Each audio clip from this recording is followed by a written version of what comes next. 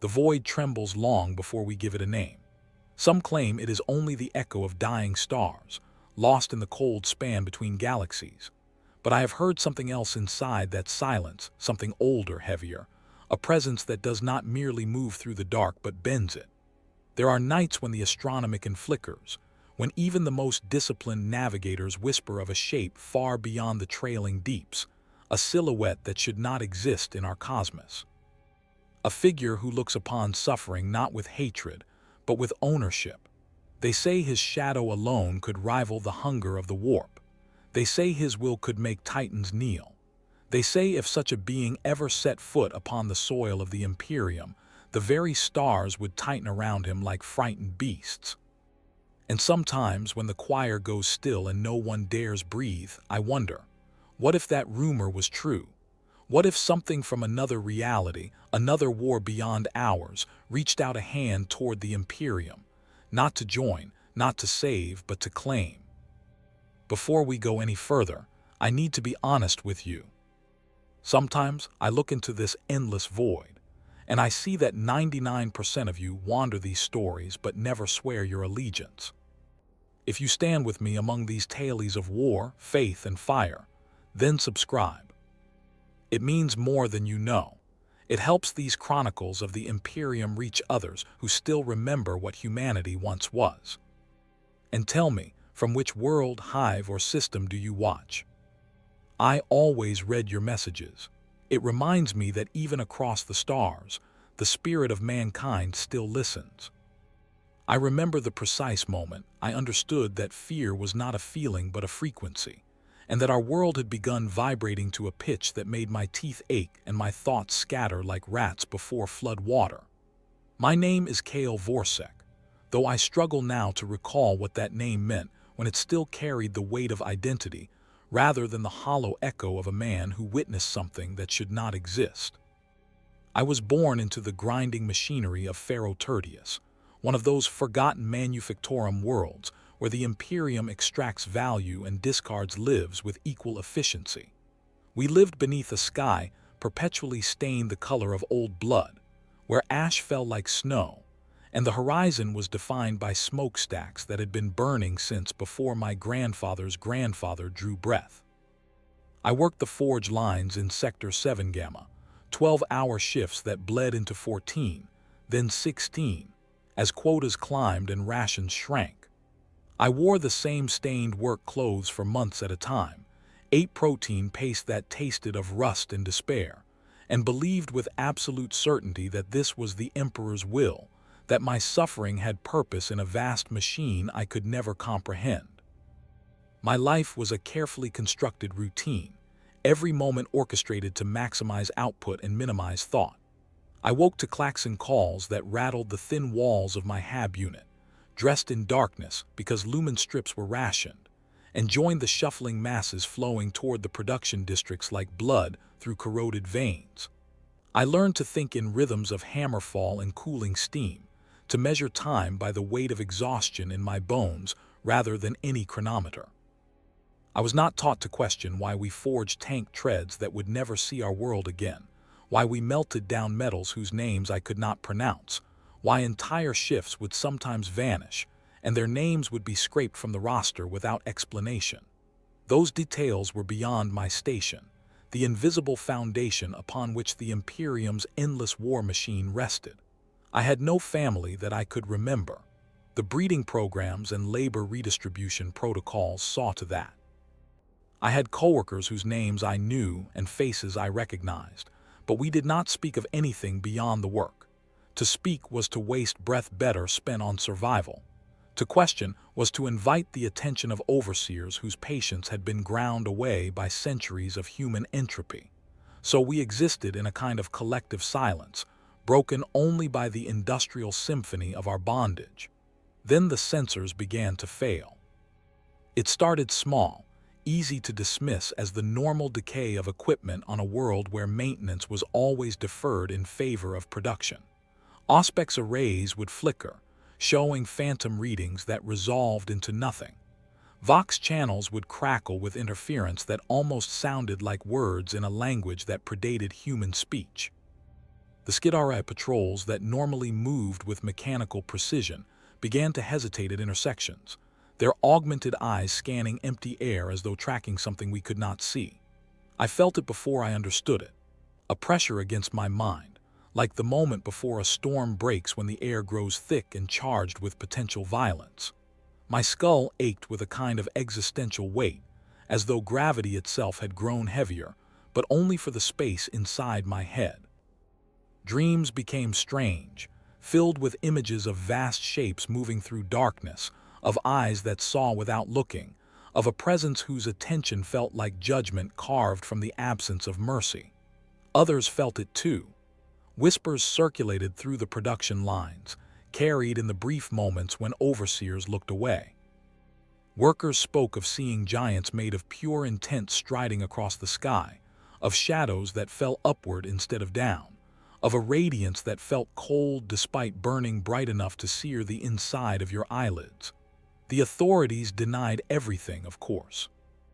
The Adeptus Mechanicus issued statements declaring the sensor malfunctions were due to solar interference, that the strange readings were calibration errors, that any reports of unusual phenomena were the result of exhaustion-induced hallucinations and would be treated as dereliction of duty if they continued. But I saw the fear in their denials, heard the edge of uncertainty beneath the mechanical certainty of their vox-distorted voices. Something was approaching Pharaoh Tertius, something that made even the priests of Mars nervous. And in the depths of my exhaustion, in the moments between sleep and waking when the mind touches truths it cannot articulate, I knew with terrible certainty that whatever was coming would not be stopped by walls or weapons or prayers. The world had begun to hold its breath, and I was trapped in the lungs of a dying thing. Fear spread through Hive Primus like radiation through unshielded flesh, invisible but devastating, transforming everything it touched. The Vox networks became unreliable, carrying conversations that had never been spoken, broadcasting coordinates to locations that did not exist on any chart. The Adeptus Mechanicus began isolating sectors without explanation, welding bulkheads shut and declaring entire districts contaminated, though no toxin readings justified the quarantines. I found myself wandering through corridors that had once been familiar but now felt alien, as though the geometry of the hive had subtly shifted while no one was looking. Even the servitors paused in their tasks, their lobotomized brains somehow sensing what we could only feel as formless dread.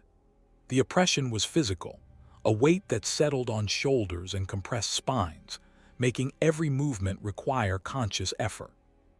Rations were cut without announcement, and the nutrient paste we received had taken on a bitter aftertaste that lingered for hours. Lumen strips flickered with increasing frequency, plunging sections of the hab blocks into darkness that felt deeper than mere absence of light. In those moments of blackness, I could hear breathing that was not my own, feel the displacement of air as though something massive moved through spaces too small to contain it. The silence was worse than any alarm. Pharaoh Tertius had always been loud, a world defined by the constant roar of industry and the grinding of machinery that never slept. But now entire production sectors had gone quiet, their forges cold, their assembly lines still. The absence of noise created a vacuum that my mind tried to fill with increasingly disturbing explanations. Were the workers dead? Had they fled? Had something consumed them so completely that even their screams had been erased? I walked past empty guard posts where Skidara should have stood, their absence more frightening than any threat I could name.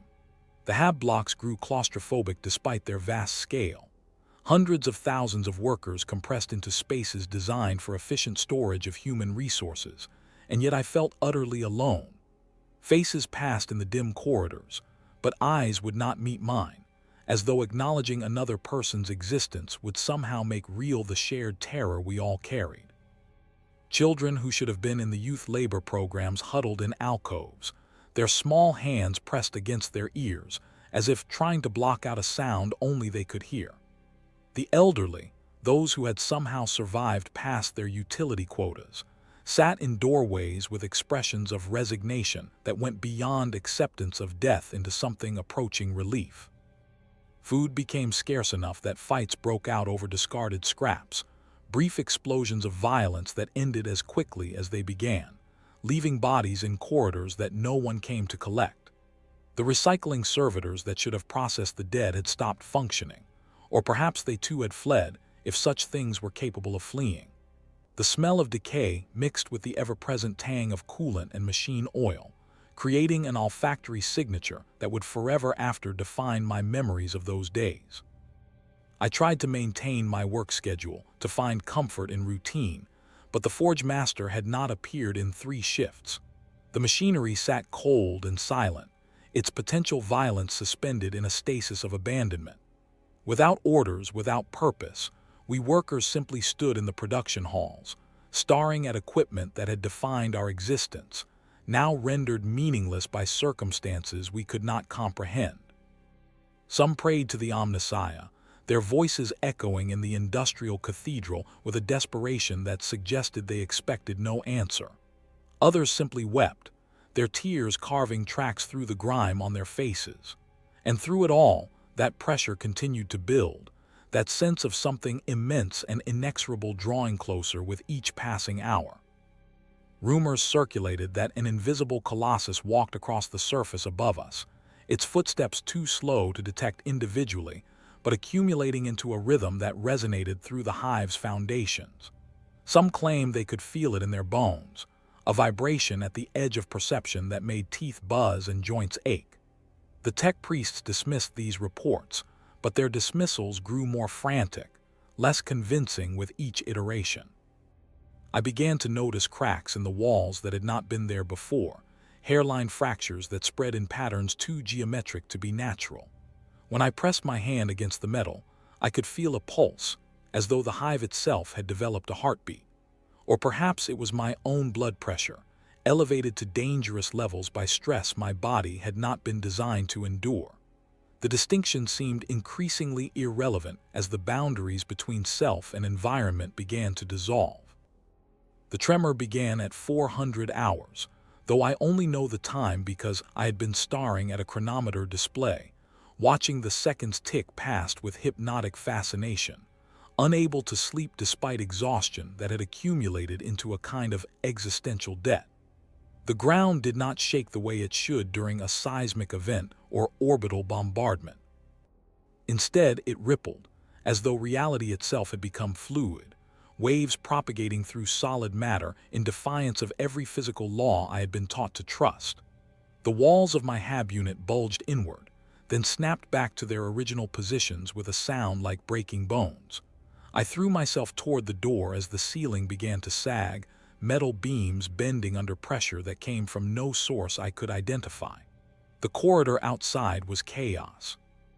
Workers fled in every direction, their panic wordless but total, faces frozen in expressions that had moved beyond fear into a territory for which we had no adequate vocabulary. I ran because everyone else was running, my body responding to some primal survival instinct that overrode conscious thought. Behind me, I heard the collapse of structures that had stood for centuries, the grinding scream of metal tearing itself apart not from physical stress, but from some deeper violation of its essential nature. The manufactorum where I had spent years of my life imploded as I watched, its massive frame compressing vertically as though crushed by a hand too large to see. But there was no hand, no visible force, only the result of forces acting on our world from a direction that did not exist in three-dimensional space. Dust filled the air, mixing with the perpetual ash to create a choking fog that turned every breath into an act of will. I stumbled through the ruins with no destination in mind, simply moving because to stop felt like surrender. Around me, other survivors emerged from the devastation like ghosts materializing from smoke. Some were injured, bleeding from wounds that should have been fatal but somehow were not. Others appeared untouched physically but had broken mentally, their eyes focused on nothing, mouths moving in prayers or madness or some combination of both. I found temporary shelter in what remained of a storage facility, its walls still standing though leaning at angles that suggested imminent collapse. In the darkness, Surrounded by the smell of leaked chemicals and the groaning of stressed metal, I became aware of something else. A rhythm. Footsteps, perhaps, though each one seemed to last minutes rather than seconds. The sound was not heard with ears but felt with the entire body, a percussion that made organs shift in their cavities and bones resonate with sympathetic vibration. I pressed my back against the wall and tried to make myself small, an instinctive response to being prey. The steps grew closer, or perhaps time dilated, stretching seconds into hours. Through gaps in the damaged structure, I could see nothing, yet the certainty of presence was overwhelming. Something was here, walking not through our world but over it, its passage warping space in ways that made distance and proximity meaningless concepts. Vox units attached to the walls suddenly activated, shrieking with feedback before voices emerged. Skidara patrol units calling for reinforcement, their usually emotionless tones cracking with something that might have been fear or might have been system malfunction. The transmissions cut off mid-word, replaced by silence more absolute than any I had experienced. I waited in that storage facility for what might have been hours or days, my sense of time completely corrupted by stress and sensory overload. Other survivors occasionally stumbled into my hiding place, and we would exchange looks but no words, communication reduced to the shared acknowledgement that we were alive when many were not, and that this status could change at any moment. Some left after brief rest, venturing back into the ruins for reasons I could not fathom. Others simply sat down and stopped moving, their bodies present but their minds having fled to some internal refuge.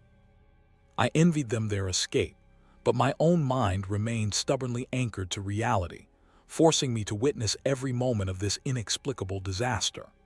When I finally emerged, the landscape of Pharaoh Tertius had transformed.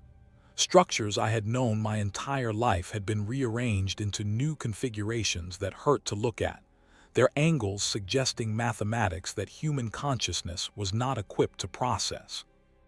The sky, always polluted, had taken on a quality I can only describe as textured, as though something vast moved behind the cloud layer.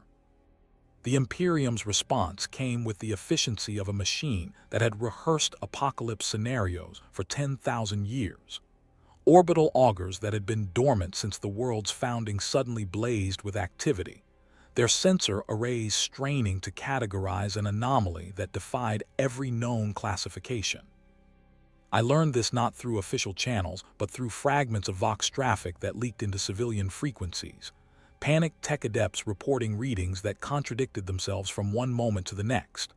The being, if it could be called that, registered as neither warp signature nor material presence, neither Xeno's bioform nor mechanical construct. It appeared on scanners as a gravitational impression, a curvature of space that suggested intelligence without consciousness, purpose without intent. The Adeptus Mechanicus convened emergency conclaves in orbital stations, their debates transmitted in bursts of binary cant that occasionally resolved into high Gothic fragments when emotional override protocols failed. I caught words like unprecedented, theoretically impossible, and most disturbing, unprecedented theological implications, before the channels were secured and civilian Vox access was terminated entirely. In the ruins of Hive Primus, survivors like myself became unwilling scholars of rumor and apocalyptic speculation. Some claimed the being was a manifestation of mankind's accumulated sins given form, the weight of 10 millennia of brutality and exploitation finally achieving critical mass. Others whispered it might be a rival god from a universe adjacent to our own, a power that had conquered its native reality and now sought new territories to claim.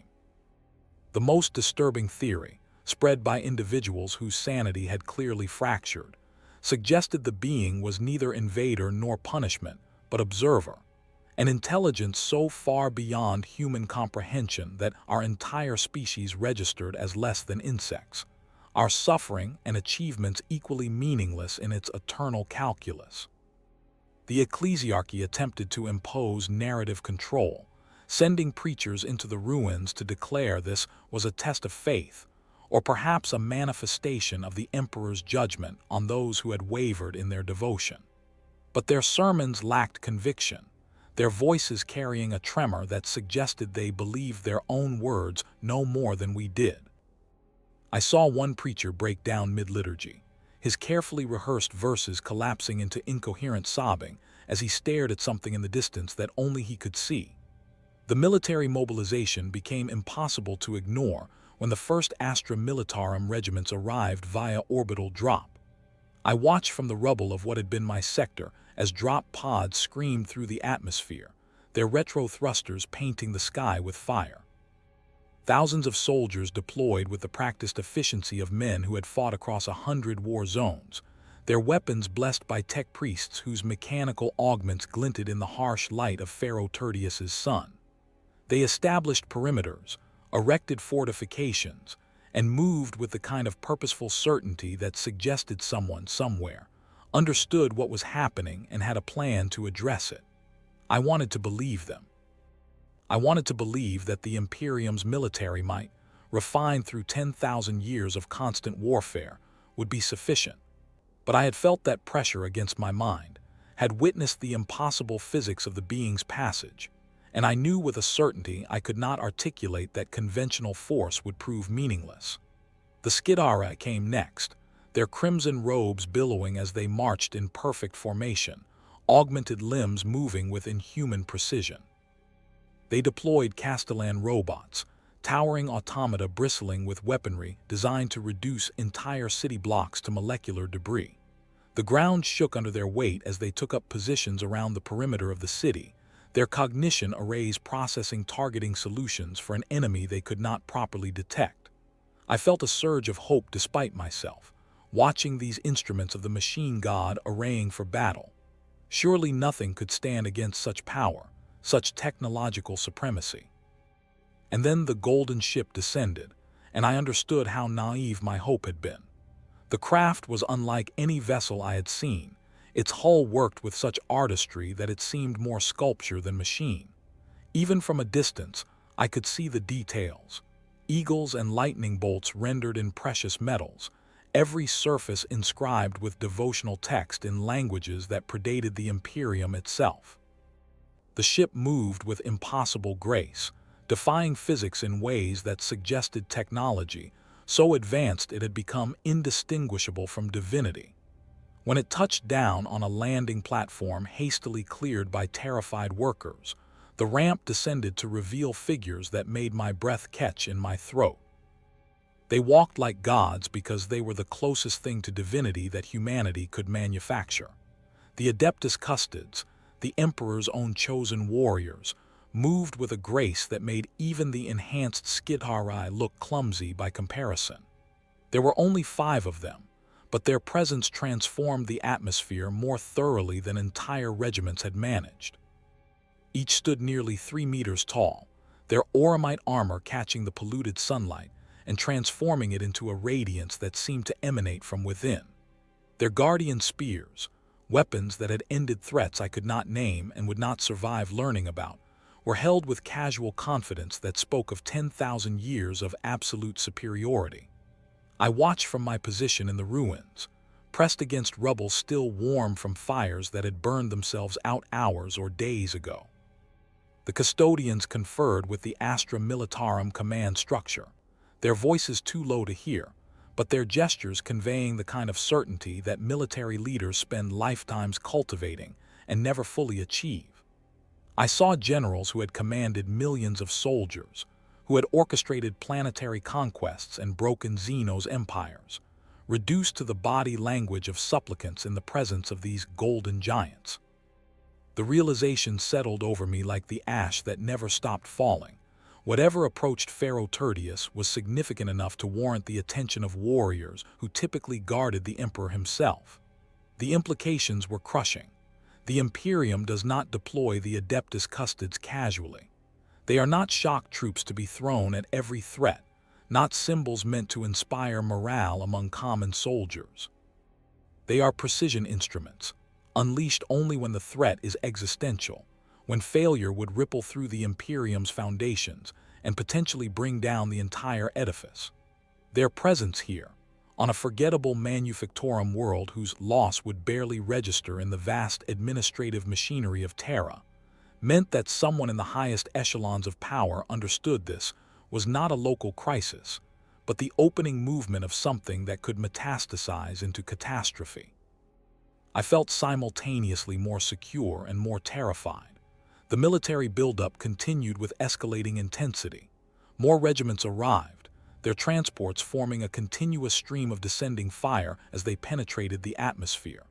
Tank companies assembled in staging areas, their blessed armor glinting despite the grime. Artillery batteries were positioned on every elevated surface, their barrels raised toward the sky like the fingers of a drowning man reaching for air.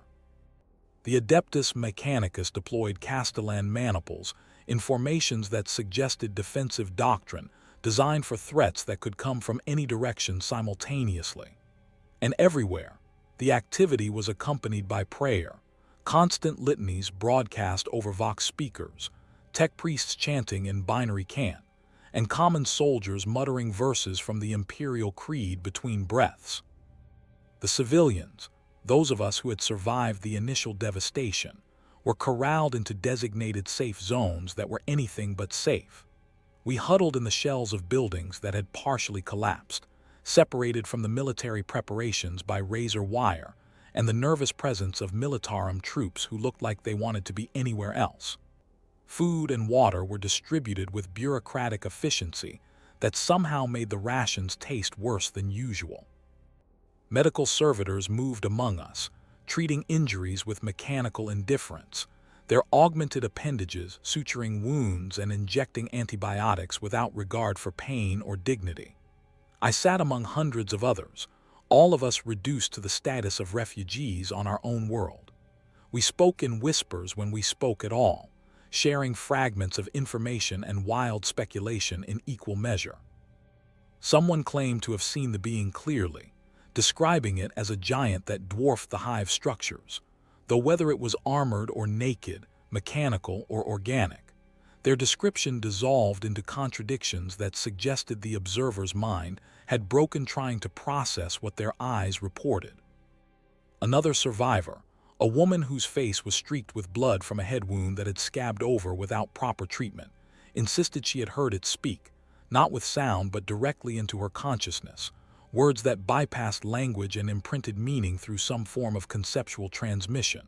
When I asked what it had said, she just stared at me with eyes that reflected no light and whispered, "Nothing that matters to us."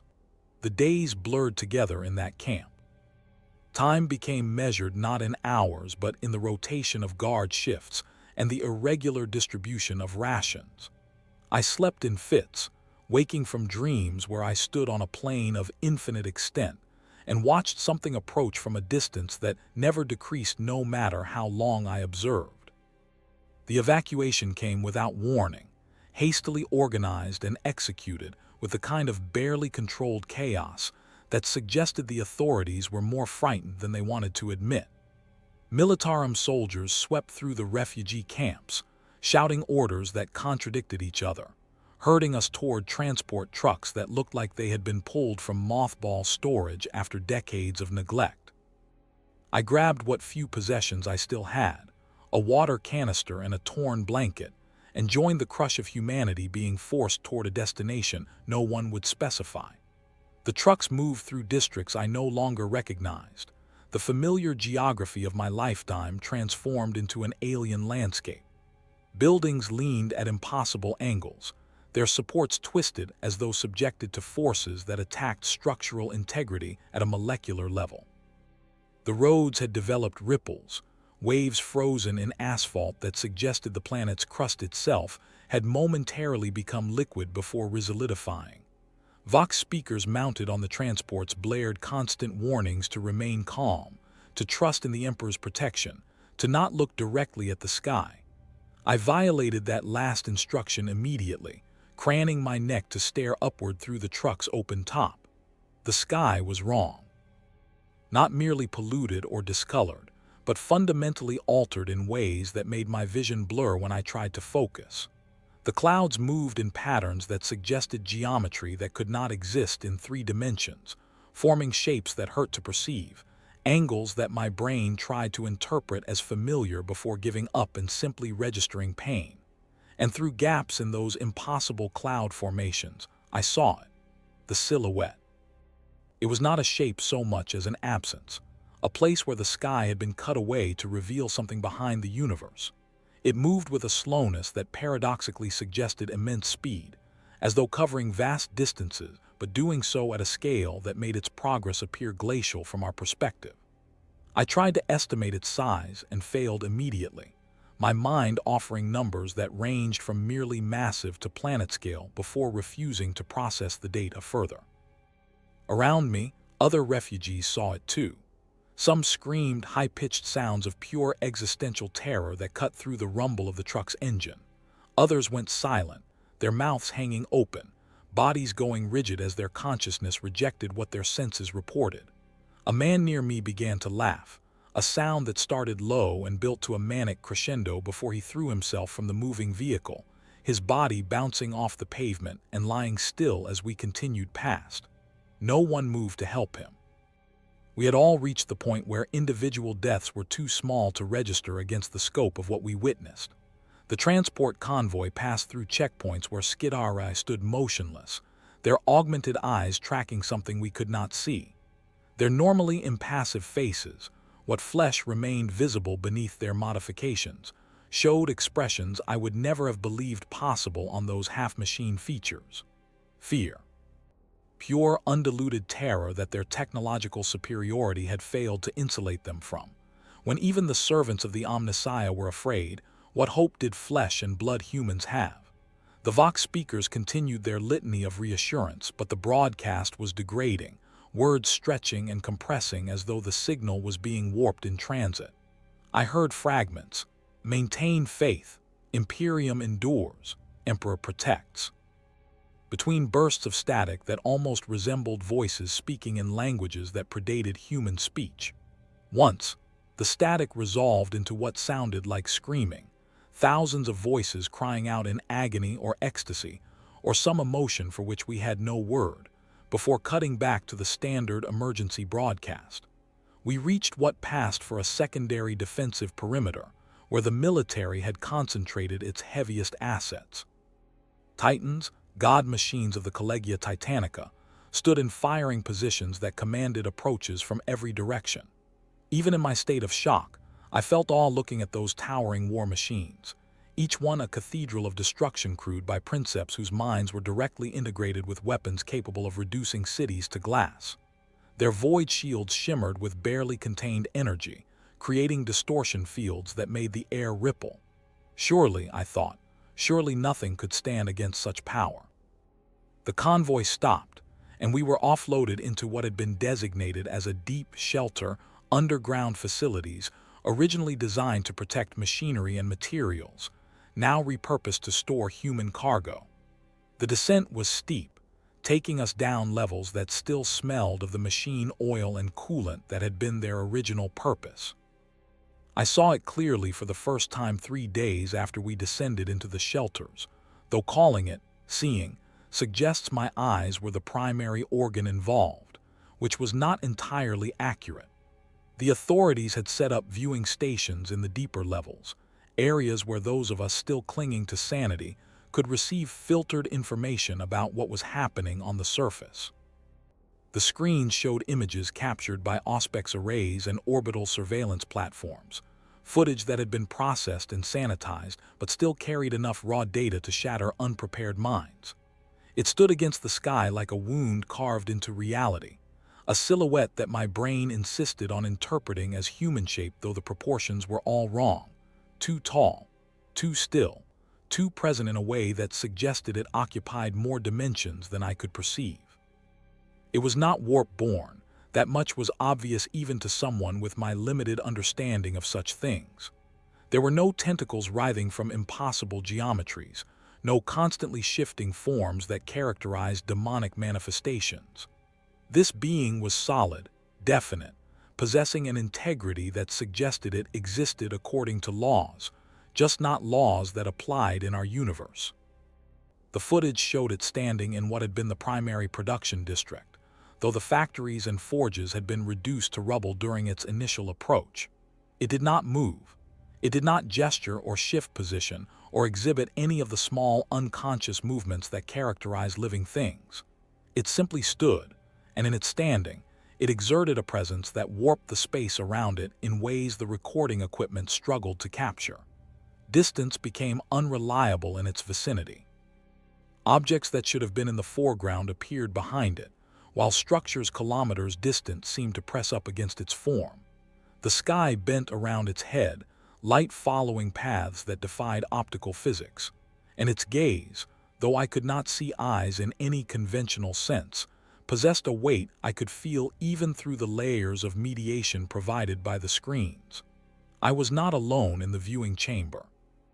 Dozens of other refugees had gathered, drawn by the same morbid compulsion that makes you probe a wound even as you know it will hurt. We watched in silence, our faces illuminated by the flickering screens, as the footage cycled through different angles and spectra. Infrared showed it as a void, a cold spot that suggested temperatures approaching absolute zero despite no visible refrigeration. Ultraviolet revealed patterns on what might have been its surface, geometric inscriptions that seemed to move when viewed peripherally, but locked into static configurations when observed directly. One of the tech adepts monitoring the equipment began muttering prayers to the Omnissiah, their augmented voice taking on a resonance that suggested their vox implants were malfunctioning. They spoke of seeing patterns in the being's form that corresponded to mathematical principles the Mechanicus had theorized but never observed, equations that described the behavior of matter under conditions that should not exist outside the cores of dying stars. I did not understand most of what they said, but I grasped enough to know that this being was not merely physically imposing but intellectually overwhelming, its existence a challenge to every fundamental assumption about how reality operated. The viewing session was cut short when 3 of the observers collapsed simultaneously, bleeding from their eyes and ears, their bodies seizing as though subjected to electrical shock. Medical servitors dragged them away while the rest of us were herded back to our assigned sectors, the screens deactivated to prevent further casualties. But the image remained burned into my consciousness, an afterimage I could see when I closed my eyes, that silhouette standing patient and terrible against a sky that had given up pretending to follow physical laws. In the days that followed, rumors spread through the shelter network like disease through an unventilated hab block. Some claimed the being had not arrived via any conventional means of travel, but had simply decided to exist in our location, bypassing the need for transit by redefining what locations it occupied. Others whispered it was not alone, that there were others of its kind scattered across the galaxy, each standing motionless on different worlds, their purposes unknown but certainly not aligned with human survival. The most disturbing rumor, one I heard from a militarum deserter who had fled the surface defenses before the shooting started, was that the being had been observed for hours before anyone noticed it, that it had been standing in the same location for what might have been days, simply waiting for us to achieve sufficient awareness to register its presence. The implications of that terrified me more than any other detail. If it had been here all along, if it had approached slowly enough that our sensors failed to detect the change until it was undeniable, what did that suggest about its nature? The order to engage came at dawn, though whether anyone bothered consulting a chronometer before issuing that command is questionable. I learned about it not through official channels, but through the vibrations that shook the shelter's walls, a percussion that began as distant thunder and built to a continuous roar that made conversation impossible and thought difficult. Those of us in the deep shelters pressed against walls, ceilings, anything that seemed solid, as the entire underground structure shook with sympathetic resonance to violence being unleashed above. The Titans fired first, their plasma annihilators and volcano cannons releasing energies equivalent to tactical nuclear weapons. I imagined their princeps, minds merged with their god machines, unleashing fury that had shattered fortress worlds and brought low Xenos empires. The sound reached us even through layers of rock and reinforced plasteel, a bass note so profound it bypassed hearing and resonated directly in bone marrow. The walls of the shelter developed frost patterns despite the stale warmth of recycled air, condensation freezing as temperature gradients were disrupted by energies bleeding through from the surface. Then the tank brigades engaged, thousands of lemon rust battle tanks firing in synchronized volleys that could reduce mountains to gravel. The coordination required for such an assault represented the pinnacle of Astra Militarum doctrine, centuries of warfare distilled into a few devastating seconds. I felt pride despite my terror, pride in what humanity could achieve when its resources were focused toward a single purpose. Surely nothing could withstand such concentrated firepower. Surely the being, whatever it was, would be reduced to its component atoms by this display of the Imperium's might. The shaking stopped. Not gradually, but instantly, as though someone had flipped a switch that disconnected cause from effect. The silence that followed was more disturbing than the violence had been, a void where sound should have been. In the viewing chamber, where some had risked returning despite the earlier casualties, the screens flickered back to life, showing footage from surviving surveillance units. The being still stood, unchanged, unharmed, perhaps not even aware that it had been attacked. The ground around it had been transformed into a glassy plain where sand had been flash-melted by plasma strikes. The air rippled with heat distortion and the electromagnetic aftermath of enough energy to power a city for years. But the being itself showed no damage. No scorching, no indication that it had noticed the assault any more than you might notice insects colliding with your skin as you walk through a summer field. I heard someone vomit behind me, the sound of a mind trying to reject information it could not process. On the screens, we watched as another volley was fired, then another, each as precisely coordinated as the first. Missiles streaked across the sky, their contrails painting geometric patterns before they impacted and detonated with force that should have cracked the planet's crust. Artillery shells fell like rain, each one blessed by tech priests and inscribed with litanies of destruction.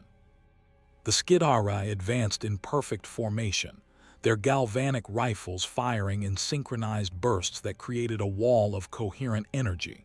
For 30 minutes, the Imperium's military threw everything it could at a single target, and for 30 minutes, the being simply stood. The silence that followed the cessation of fire was profound. I imagined the commanders staring at their Auspex displays, watching projectile after projectile register impacts that should have been lethal, seeing energy readings that confirmed weapons function, and trying to reconcile that data with the visual evidence that nothing had changed. How do you fight something that does not acknowledge your attacks? How do you threaten something that exists on such a fundamental level that your weapons pass through it like thrown stones through water? The answer came in fragments over the next hours, pieced together from Vox traffic that leaked into civilian frequencies before being scrubbed. The being had not defended itself, because defense implied the attacks had posed a threat. It had not dodged or erected shields or employed countermeasures, because such actions would have required acknowledging that the Imperium's firepower mattered. We had thrown everything we had at it, and it had done nothing because nothing was required. The psychological impact of that realization rippled through the military command structure like shockwaves through a collapsing building. Soldiers who had fought across 100 war zones, who had stared down charging orcs and laughed at the chittering hordes of Tyranids, began to falter, not from cowardice, but from the existential weight of understanding that their training, their weapons, their entire conceptual framework for warfare was meaningless in this context. The orbital engagement began 12 hours after the ground assault failed, and I knew about it not from official sources, but from the way gravity fluctuated in the deep shelters, subtle shifts that made my inner ear protest and my stomach lurch with vertigo. Above us, beyond the kilometers of rock and reinforced structures that separated us from the void, the Imperium's Void Navy was engaging a target that should not have been able to threaten spacecraft. Pharaoh Tertius possessed a modest defensive fleet, a dozen frigates and destroyers that had been sufficient to deter pirate raids and the occasional Xenos incursion. When the being's presence was confirmed, that fleet had been reinforced by elements from the sector battle group, bringing the total tonnage to something approaching respectable. Cruisers that had participated in the Gothic War, their hulls scarred by void combat against enemies that had nearly broken the Imperium. Battle barges carrying companies of space marines, warriors whose very existence was a threat that kept entire civilizations in line. And watching over all of them, a single grand cruiser whose name I never learned but whose presence commanded respect even in whispered reports. They opened fire from high orbit, their lance batteries and macro cannons targeting the being with precision that suggested the targeting cogitators had achieved lock despite whatever strange properties made conventional sensors struggle. I imagined those weapons platforms, each one capable of cracking continents, discharging their payloads in a synchronized barrage that had been rehearsed countless times against planetary targets and orbital fortifications. The energy released in those first volleys exceeded the total output of Pharaoh Tertius's power grid over the course of years. Lances of coherent light stabbed through the atmosphere, creating ionization trails that would have been visible as bright lines connecting sky to surface if anyone had been foolish enough to be watching from outside. Macro shells, each one the size of a small building, descended with terminal velocities that turned them into kinetic weapons even before their explosive payloads detonated. The shelters shook with impacts that registered on seismic sensors as artificial earthquakes, tremors that suggested the planet's crust itself was protesting this violation. In the viewing chambers, those with clearance or the nerve to bribe their way in watched feeds from orbital assets. The being stood unmoved, untouched, as apocalyptic firepower washed over it like water over stone. The bombardment continued for 6 hours, a sustained assault that exhausted ammunition reserves and pushed reactor cores to the edge of catastrophic failure. I learned later that the naval commanders had cycled through their entire doctrine of orbital bombardment protocols, trying everything from saturated barrages to focused precision strikes, varying yield and frequency and targeting solutions in desperate hope that some combination would prove effective. Nothing worked. The being did not defend, did not react, did not appear to notice. And then it looked up. I was not in a viewing chamber when it happened, but I felt it. Everyone in the shelters felt it, a sudden pressure against consciousness that made vision blur and thoughts scatter. For a moment that stretched into subjective hours, I felt seen, perceived by an intelligence so vast that my entire existence registered as less than a mote of dust in a storm. The sensation passed, leaving me gasping on the floor of my assigned sector, surrounded by others who had collapsed in similar states of disoriented terror. The Vox speakers crackled to life, carrying emergency broadcasts in a dozen different codes and languages, all of them saying essentially the same thing. The fleet was breaking. Not retreating, not withdrawing in good order, but breaking like a glass object dropped from height. Ships that had endured centuries of service were coming apart in orbit, their hulls buckling under stresses that did not appear on any sensor readout.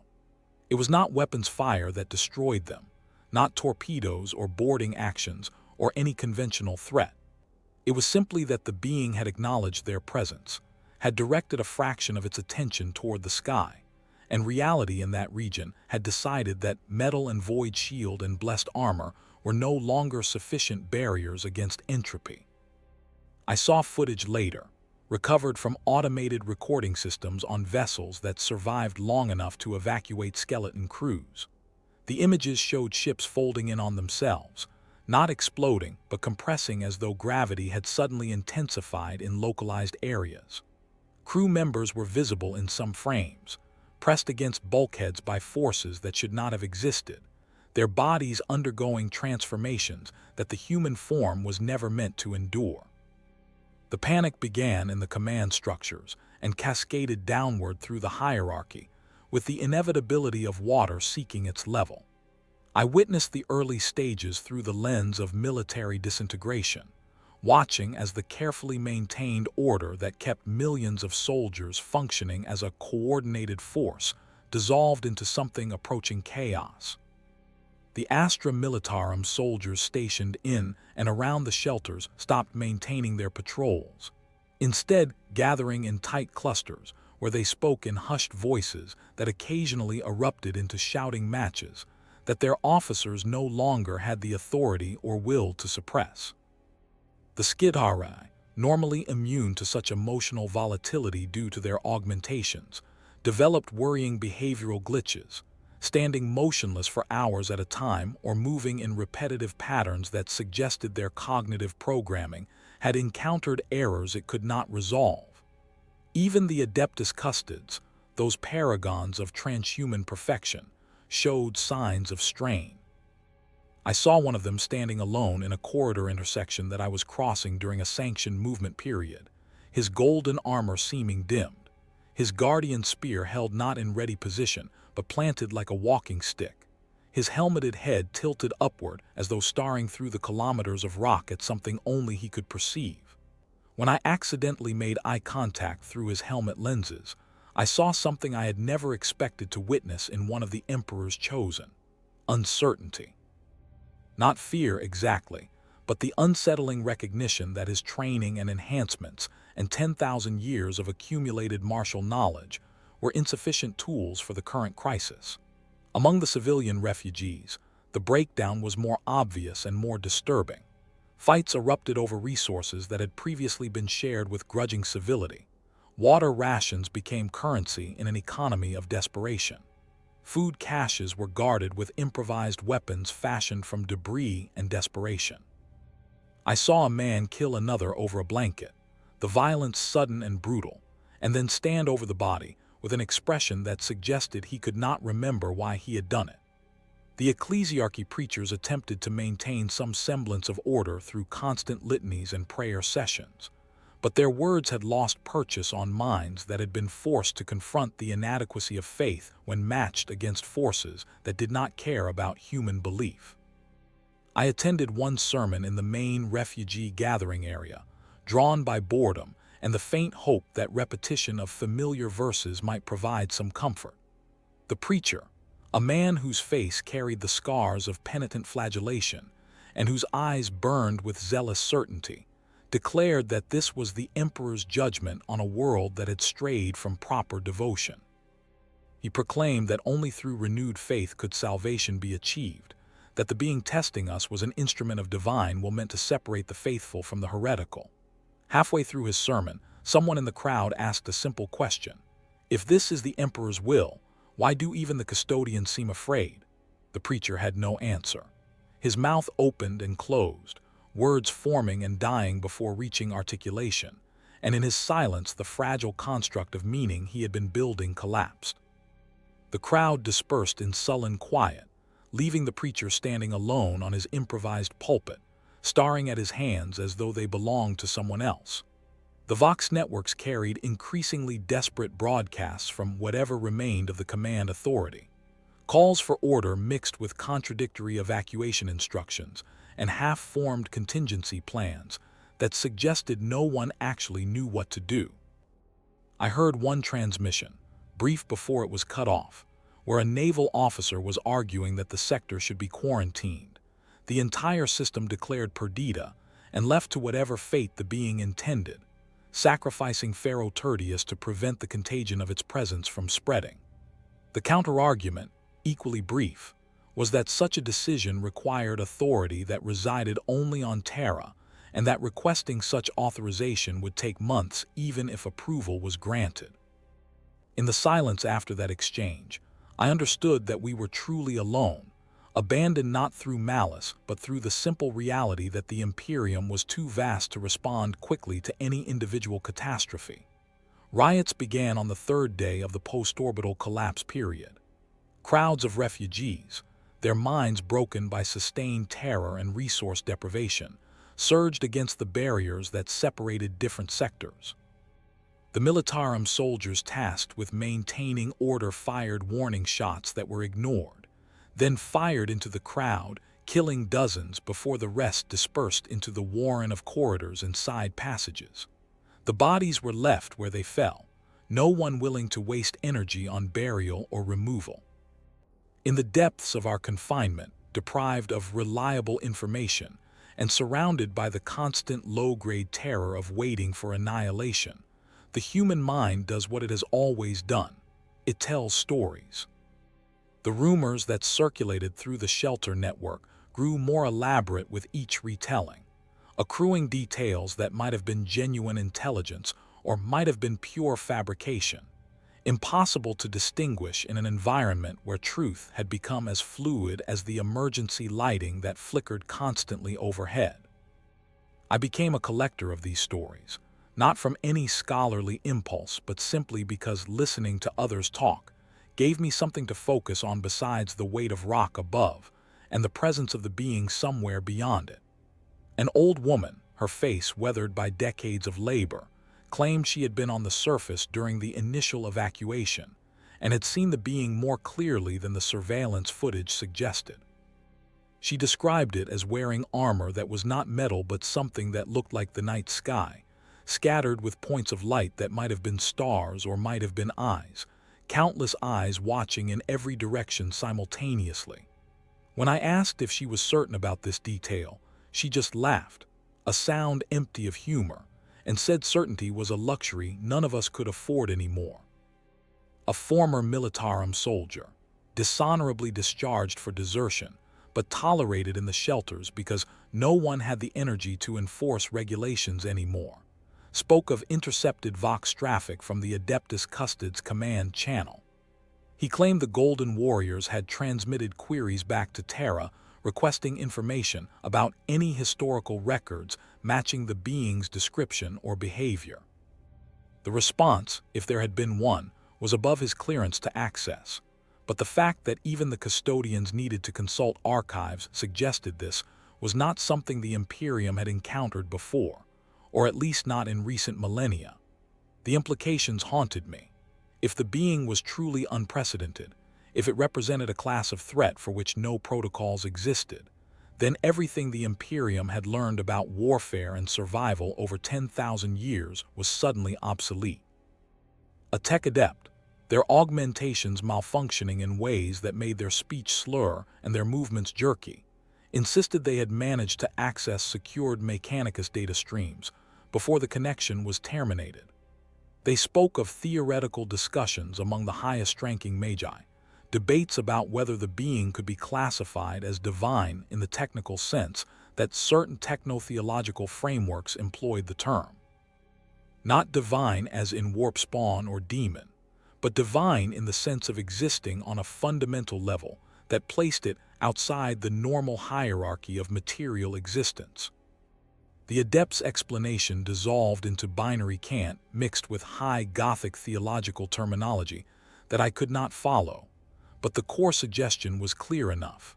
We were not being invaded by a creature or even an alien civilization, but by something that occupied a category all its own, something for which our language had no adequate descriptors. The most disturbing rumors came from those who claimed to have experienced direct contact with the being, not physical contact, but some form of mental or spiritual touching. A young man, barely old enough to have completed his labor induction, described dreaming of standing before the being and asking it what it wanted. In his dream, the being had not responded with words but with a sensation, a communication that bypassed language entirely and conveyed meaning through pure concept. He struggled to articulate what that meaning had been, his face contorting with effort as he tried to force impossible ideas through the narrow channel of human speech. The best he could manage was, "It showed me what we look like from outside, from a place where the Imperium is just one possibility among infinite variations, where everything we think matters is just noise." Others reported similar experiences, dreams or visions where they confronted the being, and came away with fragments of understanding that made their previous worldview seem like a child's drawing compared to a master painting. Some of these visionaries descended into catatonic states, their minds apparently unable to reconcile what they had glimpsed with the need to continue functioning as human beings. Others became evangelists for a kind of nihilistic acceptance, wandering the shelters and proclaiming that resistance was not merely futile but fundamentally misconceived, that the being was not an enemy to be fought but a truth to be acknowledged. The ecclesiarchy attempted to suppress these rumors, declaring them heretical and threatening punishment for anyone caught spreading defeatist ideology. But their threats rang hollow in an environment where death might arrive at any moment from a source that rendered all human authority meaningless. The decision to mount a final assault was born not from strategic calculation, but from the simple human inability to accept passivity in the face of extinction. It began with small groups of soldiers, deserters, or perhaps just individuals who had decided that dying, while fighting, felt more honorable than dying while cowering in underground shelters. They gathered weapons and equipment, cobbling together squads from the remnants of shattered regiments, and made their way back to the surface through service tunnels and emergency access routes. I heard about it through the communication network that had developed organically among refugees, whispered conversations and hand signals that bypassed official channels. The initial reports suggested madness, a suicidal gesture that would accomplish nothing except adding to the casualty count. But as more details emerged, the character of this final resistance became clearer. These were not mindless fanatics or soldiers whose fear had broken them into reckless violence. They were individuals who had looked at the strategic situation, understood that victory in any conventional sense was impossible, and decided that symbolic defiance was worth dying for. A Skidari ranger I had occasionally spoken with during the early days of the crisis found me in my assigned sector and asked if I wanted to join them. His face, what remained visible beneath his augmentations, showed an expression I could not quite read. Not hope, certainly, not even determination in the normal sense. Something closer to resignation mixed with a stubborn refusal to let the universe have the last word without at least being rude about it. I surprised myself by saying yes. I had no military training, no combat experience beyond the occasional brawl in the manufactorum districts before all this began. I was soft from years of labor that built endurance but not strength, malnourished from weeks of inadequate rations, and terrified in ways that made my hands shake and my thoughts scatter. But the alternative was waiting in the shelters for whatever end the being decided to impose, and I discovered I preferred an active death to a passive one. We numbered perhaps 300 when the ad hoc force assembled in a staging area near one of the surface access points. Militarum soldiers from a dozen different regiments, their uniforms mismatched and their equipment in various states of disrepair. Skidari, whose augmentations sparked and glitched from lack of proper maintenance. Tech adepts carrying weapons they had improvised from industrial equipment. And civilians like me, armed with whatever we could find, wearing makeshift armor fashioned from metal panels and prayer. One of the Adeptus Custodes appeared as we prepared to ascend, his golden armor pristine despite weeks of crisis, his presence transforming our ragtag assembly into something that felt almost legitimate. He did not speak, did not offer encouragement or tactical advice. He simply took position at the front of the formation, his guardian spear held ready, his body language communicating that he would walk this path with us. The psychological impact was profound. If one of the Emperor's chosen warriors was willing to participate in what was essentially a symbolic gesture, then perhaps the gesture mattered more than I had thought. We ascended through tunnels that had not been maintained since the crisis began, the walls slick with condensation, and the air growing progressively fresher and colder as we approached the surface. No one spoke during the climb, each person alone with their thoughts, preparing for death in whatever way their background and beliefs suggested was appropriate. I found myself thinking not about the being or the Imperium or any grand concept, but about the small details of my life that I had never appreciated when they seemed guaranteed to continue. The taste of protein paste that I had complained about for years. The sound of the forge hammers that had annoyed me but had also provided a rhythm to structure my days. The faces of coworkers whose names I had never learned but whose presence had made the manufactorum feel less isolating. We emerged into a world I barely recognized. The sky had cleared, the perpetual cloud cover that had defined Pharaoh Tertius for as long as records existed having apparently been swept away by forces I could not comprehend. For the first time in my life, I could see stars, countless points of light scattered across a void so vast that my mind struggled to process the scale. And standing among the ruins of what had been Hive Primus, backlit by a sun I had only ever seen as a dim glow through pollution, was the being. It had not moved. It stood in the exact position it had occupied when the first orbital bombardment began, patient or perhaps not even aware that time was passing. Up close, without the mediation of surveillance equipment, its wrongness was even more apparent. My eyes could not focus on it properly, sliding off its form as though my visual cortex was refusing to process the data.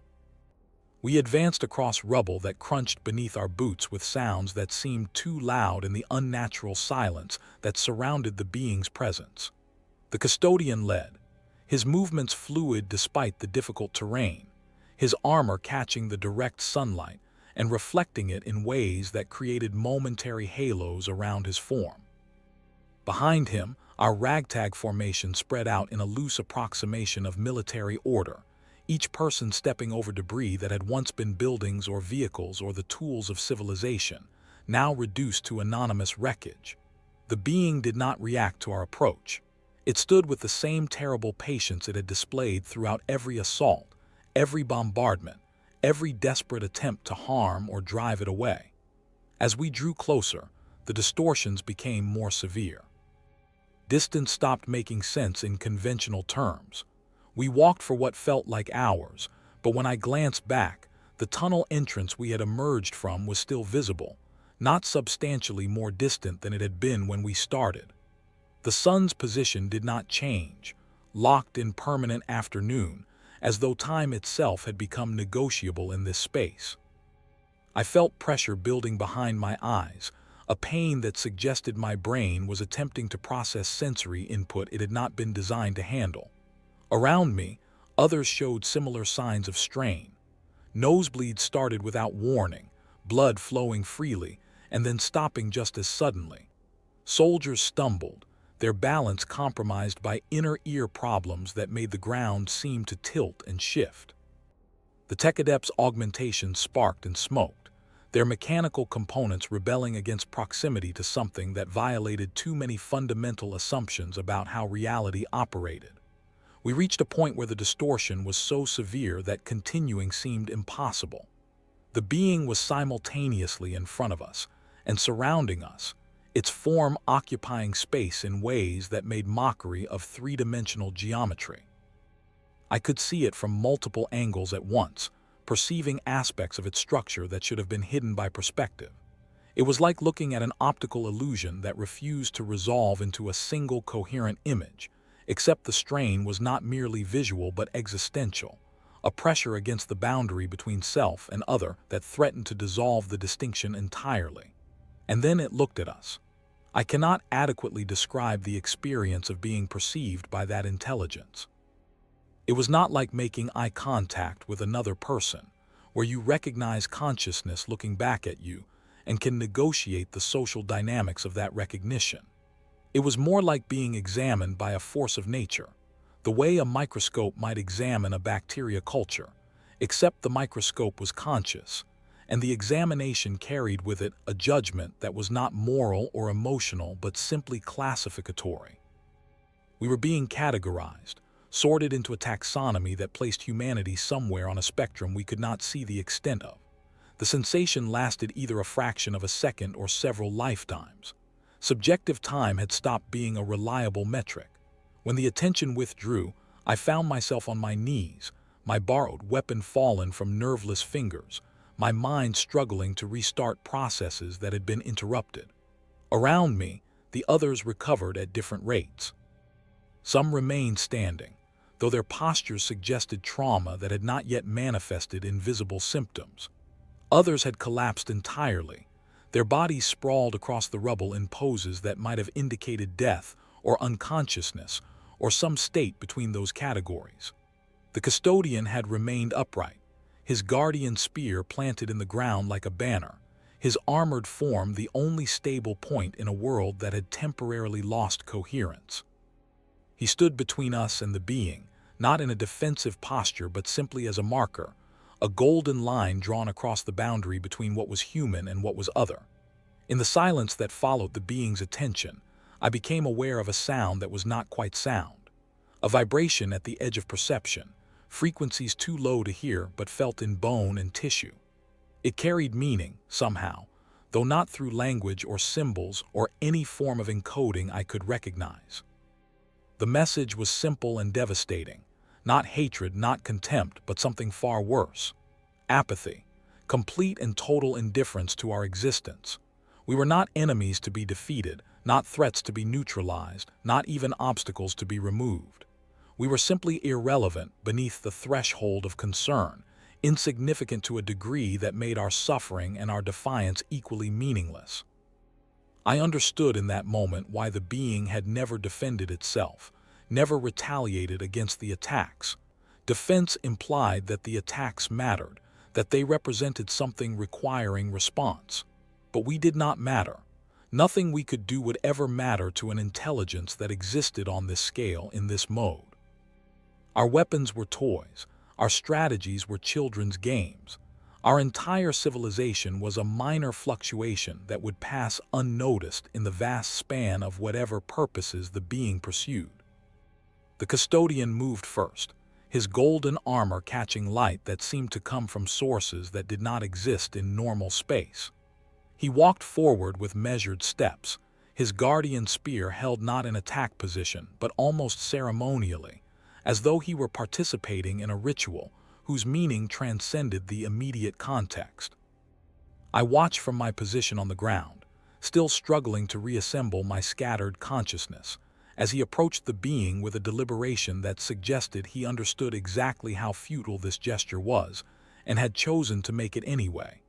He stopped at what I estimated was 10 meters from the being's form, though distance had become so unreliable that he might have been much closer or much farther.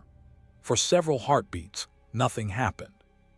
The custodian stood in silence, a monument to human perfection facing something that transcended such categories.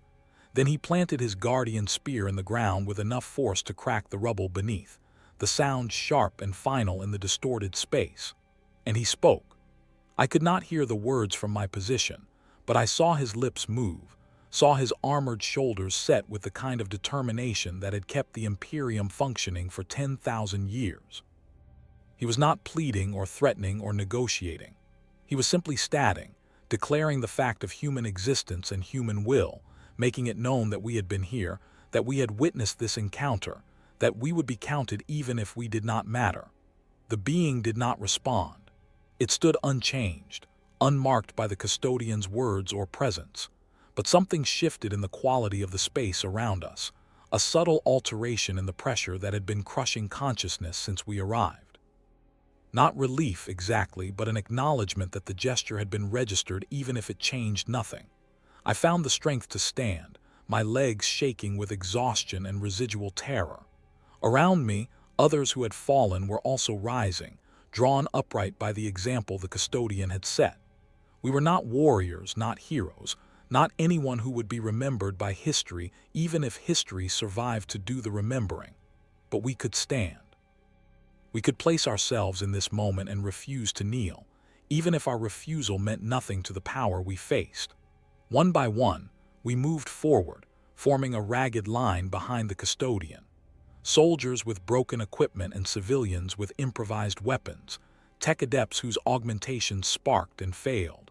All of us united by nothing more than the stubborn insistence that we existed, and that our existence had value even if no one else acknowledged it. We stood in silence, facing the being that had broken our world and our certainty and perhaps our future.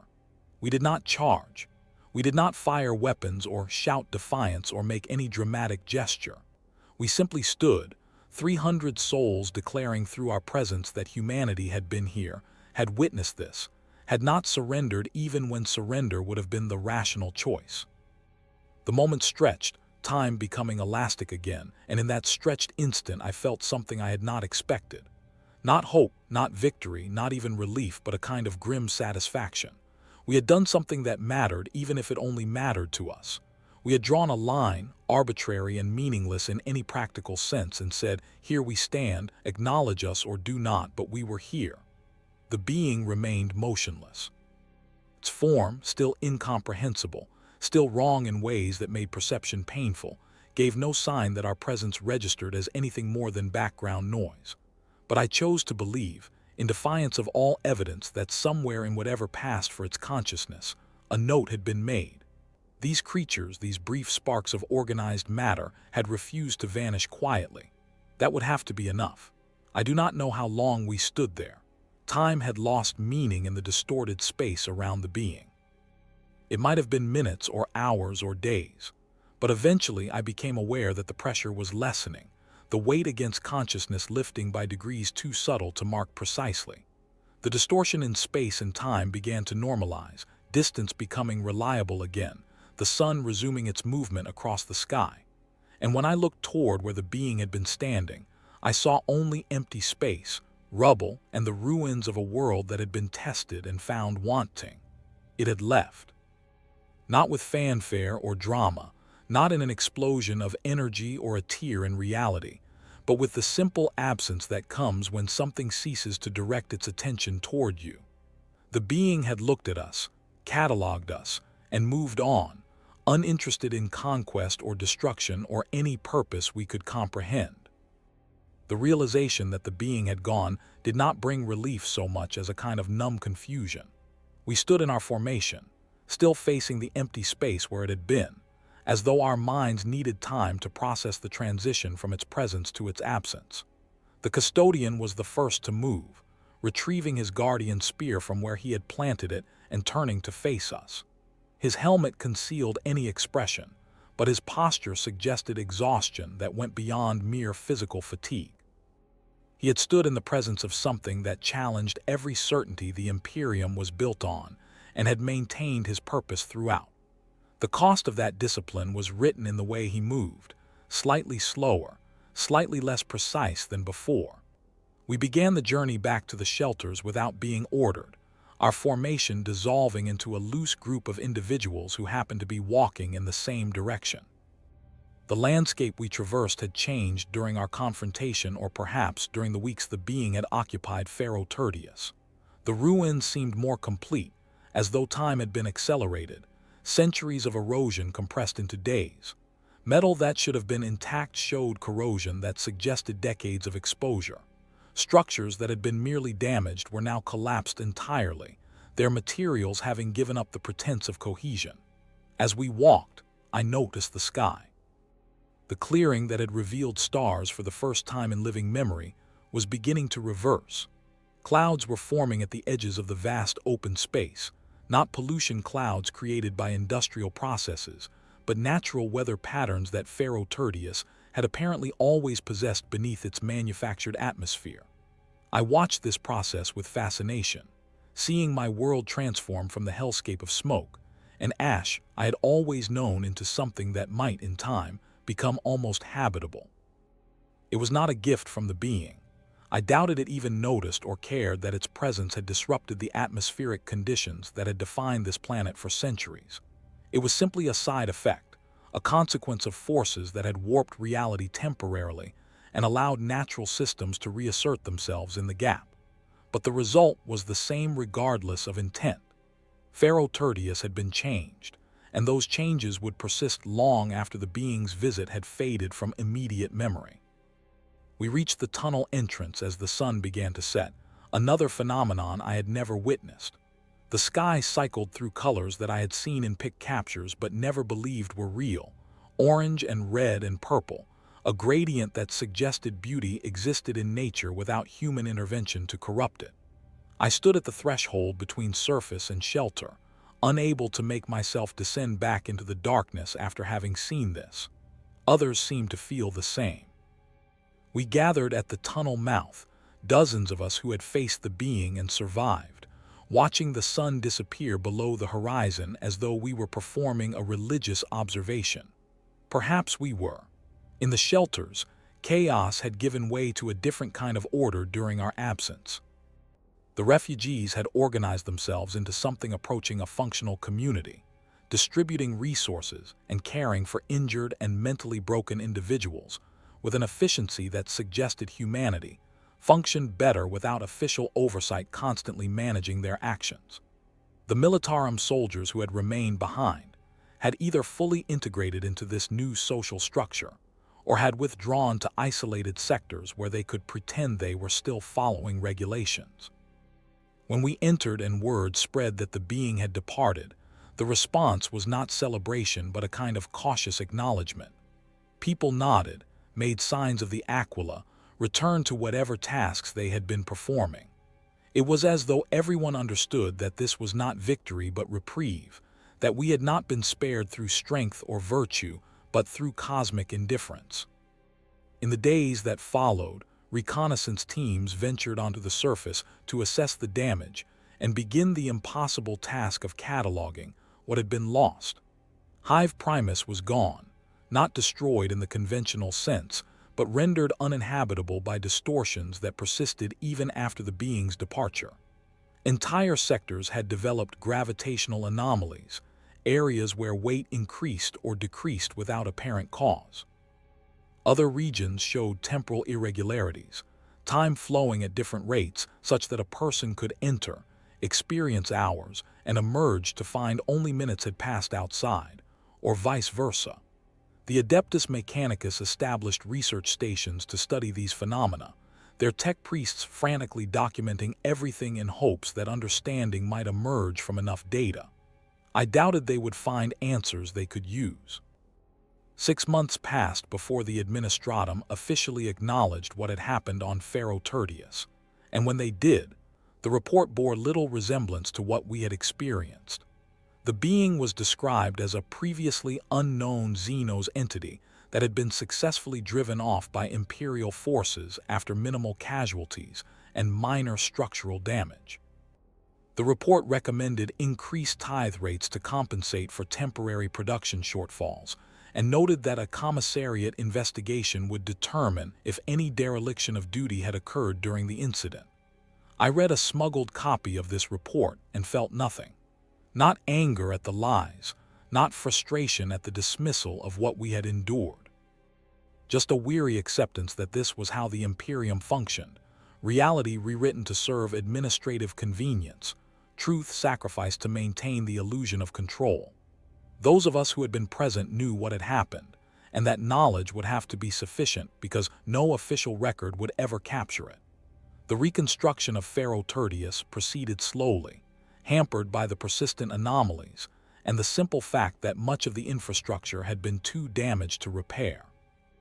New hab blocks were erected in sectors that showed stable conditions, while the twisted regions were declared off-limits and sealed behind plastic barriers that were already being breached by scavengers looking for salvageable materials.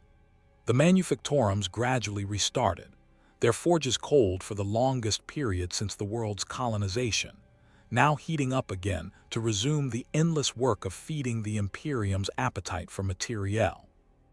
I returned to work in Sector 7 Gamma, or what had been rebuilt of it, and found that the rhythm of the forge hammers no longer provided the mindless comfort it once had. I was aware now of how arbitrary this all was, how easily it could be disrupted by forces we could not predict or counter. But I worked anyway, because the alternative was starvation, and because some part of me still believed that human effort mattered even if the universe did not care. The psychological casualties were harder to quantify than the physical ones. Thousands of refugees never recovered from the sustained terror, their minds having broken in ways that no Medicae treatment could address. They were processed through the system with bureaucratic efficiency, some assigned to low cognition labor where their impairment would not significantly reduce productivity, others simply cataloged and forgotten. I visited some of them in the early months, tried to maintain human connections that had been forged in crisis, but eventually stopped. Their eyes held nothing I could recognize as the people they had been. The ecclesiarchy worked tirelessly to reestablish their narrative control, sending preachers to every gathering space to explain what had happened in terms that aligned with approved doctrine. The being was variously described as a test of faith sent by the emperor, a Xeno's abomination that proved the righteousness of the Imperium's xenophobia, or a manifestation of the warp that demonstrated the necessity of vigilance against chaos. None of these explanations satisfied anyone who had actually been present, but they were accepted with the kind of public agreement that keeps societies functional, even when no one believes the official story. I attended a sermon 3 months after the being's departure, drawn by curiosity about how the church would reconcile what we had experienced with their theology of human supremacy and divine protection. The preacher spoke eloquently about the emperor's eternal watchfulness, about how even the darkest moment of crisis was part of his unknowable plan. When he opened the floor to questions, I surprised myself by standing and asking, "What happens to faith when we encounter something so far beyond us that even our God seems small?" The preacher's response was immediate and rehearsed, scripture about the emperor's infinite nature and the limited perspective of mortal understanding. But his eyes, meeting mine across the assembled crowd, held something else. Fear, perhaps, or the recognition that some questions could not be answered with liturgy. I left before the sermon concluded, walking through streets that were slowly returning to their previous state of grim functionality. The sky had begun to accumulate pollution again, the brief window of natural weather closing as the manufactorums resumed full production. Within a year, the stars would be hidden once more, and Pharaoh Tertius would look exactly as it had before the being arrived. But it would not be the same, could never be the same, because we had seen something that changed the context of everything we thought we understood about our place in the universe. I think about it still, years later, as I write this account that will never be officially recorded. I think about standing in the presence of something so vast that our entire species registered as background noise, about the custodian planting his spear in defiance of cosmic indifference, about the moment when we chose to stand even though standing changed nothing. I think about what it means to be human in a universe that contains entities for whom humanity is less than insignificant, and I find myself clinging to the small gestures, the meaningless defiances, the stubborn insistence on mattering even when all evidence suggests we do not. The Imperium continues. Pharaoh Tertius contributes its tithes. The forges burn and the workers toil, and the vast machinery of human civilization grinds forward with the same inexorable momentum it has maintained for 10,000 years. And somewhere out there, perhaps on other worlds, perhaps in dimensions we cannot perceive, the being continues whatever purpose it pursues, unmarked by its passage through our lives, untouched by our fear or our courage or our desperate need to believe that any of this matters. But we were here. We stood in the shadow of something incomprehensible, and we did not break completely. We rebuilt what could be rebuilt, mourned what was lost, and continued because continuation was the only option available. And if that is not victory, if it is not even meaningful in any cosmic sense, it is at least human. And perhaps, in the end, that is enough. The sun sets now on a world that has remembered it possesses a sky. The stars will disappear again soon, hidden behind the pollution of progress and necessity. But I have seen them once, and I carry that memory forward into whatever future awaits. We are small, we are brief, we are irrelevant to forces that dwarf our comprehension. But we were here and we mattered to ourselves, and that defiant insistence on our own significance, however illusory, is what makes us human. The being is gone, the Imperium endures, and I, Kale Vorsek, remember.